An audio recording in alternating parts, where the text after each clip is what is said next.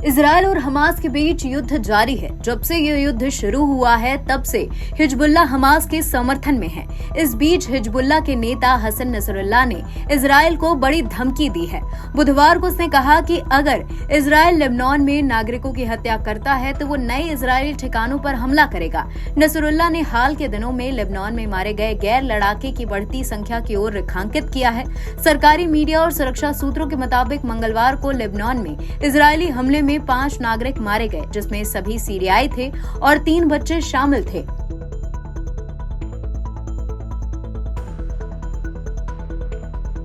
इससे एक दिन पहले कम से कम 3 लेबनानी नागरिक मारे गए थे। नसरुल्लाह ने मुहर्रम के मौके पर एक संबोधन किया। इसमें टिप्पणी के दौरान कहा कि नागरिकों को निशाना बनाना जारी रखने से हिजबुल्लाह उन बस्तियों पर मिसाइल लॉन्च करने को मजबूर हो जाएगा जिन्हें पहले निशाना नहीं बनाया गया था।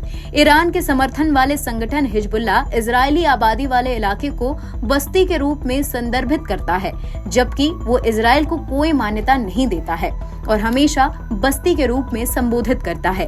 इजरायल पर हमास ने 7 अक्टूबर को हमला किया था, जिसके बाद हिजबुल्लाह ने फिलिस्तीनियों के समर्थन की घोषणा की थी। इजरायल ने गाजा में हमला शुरू किया तब से अब तक इजरायल और हिजबुल्लाह के बीच गोलीबारी जारी है। ईरान के समर्थन वाले गुट तब से इजरायल के खिलाफ मोर्चा खोले हुए हैं। रॉयटर्स की रिपोर्ट के मुताबिक लेबनान में लड़ाई में कम से कम 10 से ज्यादा नागरिक और 300 से ज्यादा हिजबुल्लाह लड़ाके मारे गए हैं। सीमावर्ती इलाकों में बड़ी तबाही देखी गई है। नसरुल्लाह ने वादा किया है कि पूरी तरह से या आंशिक रूप से तबाह घरों को पहले से सुंदर बनाया जाएगा। गाजा पर इजरायली हमले के 9 महीने हो चुके हैं। इसमें दोनों ओर से तबाही हुई है।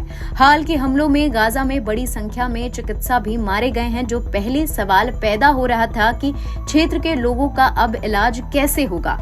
डॉक्टर हसन गाजा के उन कुछ सर्जनों में शामिल थे जिन्हें अपना काम में महारत हासिल थी। इजरायल के हमलों से जो प्रभावित लोग हैं वो अस्पताल में जो घायल भर्ती हैं, उनमें 65 साल के डॉक्टर हमदान जो हैं वो आगे आए थे और मृतकों का और घायलों का उपचार कर रहे थे।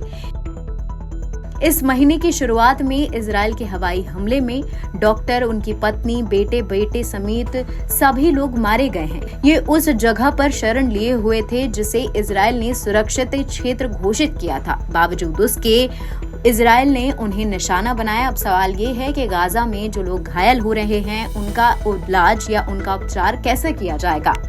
NBT ऑनलाइन की रिपोर्ट।